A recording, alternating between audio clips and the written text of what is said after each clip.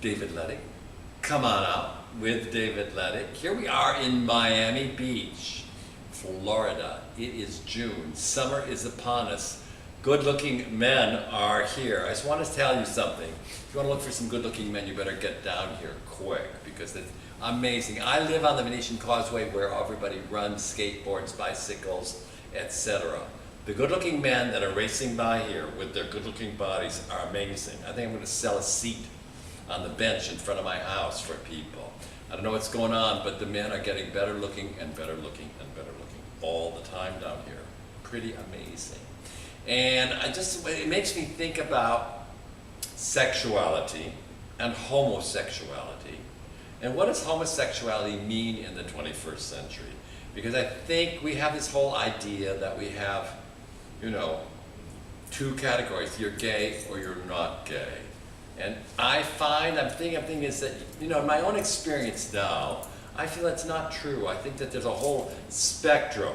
There are people, Kinsey corroborated that in his research, but there are people who are completely gay, there are people who are completely heterosexual, and then there's all this stuff in between. And I think a lot of people go in and out of experimenting and trying to find out who they are and who they like best.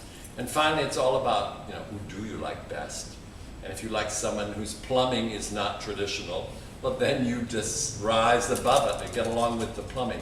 I don't know, been talking a lot with my great blog mistress, Ms. Jennifer Page.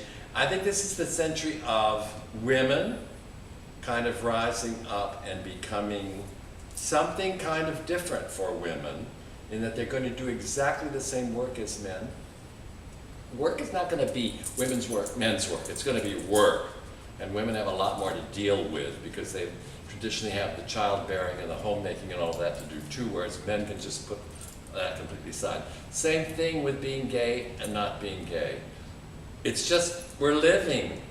And I think we have to realize that we have yearnings and feelings for things, and the whole idea that being gay is terrible and not being gay is correct is going out the window.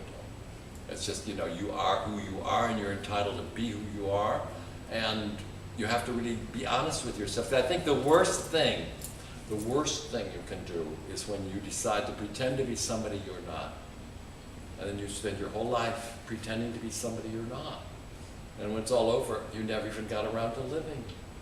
So that's my little speech for you today. Ciao, ciao. See you soon.